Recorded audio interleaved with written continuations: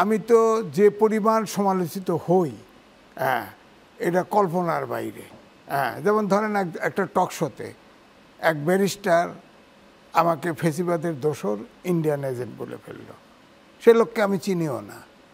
তা আমি ব্রেকের সময় তাকে বললাম, আমি তো অবশ্য তাকে সাথে সাথে রাজাকার করে ফেলছি।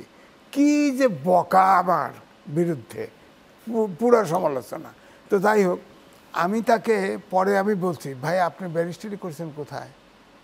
কয় ব্রিটেন থেকে। ব্রিটেন কোথায়, কোনটার থেকে? তখন ওই বাইরে যে একটা আছে ওইটার কথা বলছে।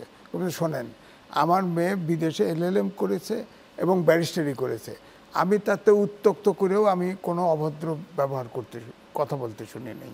আপনি হুট করে নাচেন, এই কথাটা কেন বললেন?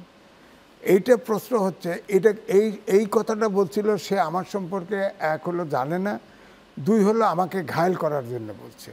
কিন্তু সেটাতে কিন্তু সে কিন্তু ইয়ে হতে পারে নাই।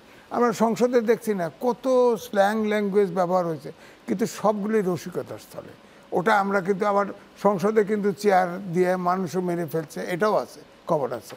কিন্তু আমরা ওটাকে রাজনীতির কোনো জায়গায় আমরা দেখি নেই প্রতিপক্ষকে ঘায়েল করা। যেমন ইদানিং বলা হচ্ছে, যেমন শব্দ আছে হাঙ্কি বাঙ্কি করা যাবে না। হাঙ্কি বাঙ্কি শব্দ আবেদনিক শব্দ কিন্তু অনেক।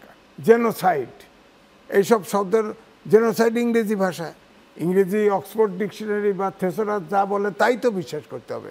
এখন আমি কাল্পনিক করে জেনোসাইডের অর্থ আলাদা বললে বুঝাইলে তো হবে না, কারণ আমাদের সাইতে তো অনেক।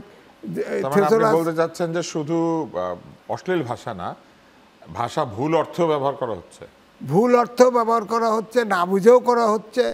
হ্যাঁ, আবার আমার বক্তব্য হচ্ছে এখন যেটা হচ্ছে সেটা রাজনৈতিকভাবে অপরিপক্কতার সাথে অন্যকে ঘায়েল করার জন্য এই ভাষা ব্যবহার করা হচ্ছে।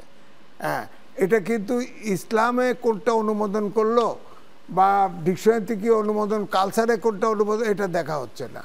আমার বক্তব্য হচ্ছে রাজনীতি, হয়তো এখানে রাজনীতিবিদ বেশি আছে, আমি তারপরেও বলছি রাজনীতিতে অধপতন বেশি ঘটার কারণে এইটা হচ্ছে।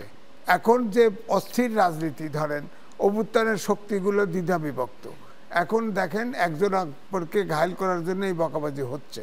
হ্যাঁ, হচ্ছে তো, হয়তো কম আর বেশি, এক পক্ষ আর এক পক্ষকে করছে। যেমন মঞ্জু ভাই কোনোদিন কারো বকে না, হ্যাঁ বকে না, আমি শুনি নাই, এটা বলতে হবে তো, উনি ওনার ভাষায় কথা বলে। কিন্তু আমরা কথা বললেই কিন্তু বট বাহিনী লেগে যায়, একেবারে 14 ফুরুষ উল্টায় দেয়। আমরা গায়ে মাখি না, আমাদের টার্গেট, আমাদের কথা আমরা বলে যাই, যেটা সত্য এটা বলে যাই। তো আমার বক্তব্য হচ্ছে এটা সংস্কৃতির মান নিচে নেমে গেছে। এখন এইটা হলো মূল কথা। শুধু রাজনৈতিক অঙ্গনে রাজনীতিবিদরা তা না, আপনি দেখেন নাটক সিনেমা হয়, সব বিভিন্ন ব্যঙ্গাত্মক শব্দ ব্যবহার হচ্ছে, এটা ইনফ্লুয়েন্স করে না?